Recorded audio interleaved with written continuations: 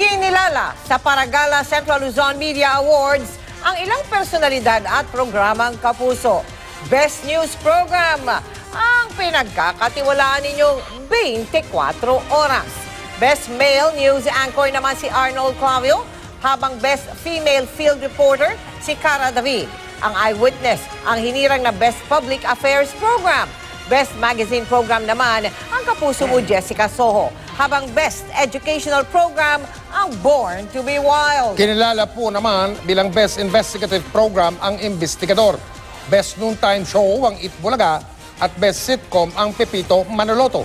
Si Dingdong Dantes ang pinarangalang Male Personality of the Year. Mahigit 30,000 estudyante mula sa iba't ibang universidad at koleyo sa gitnang Luzon ang bumoto sa Paragala Awards para kilalanin ang mga natatanging programa at personalidad. Salamat po!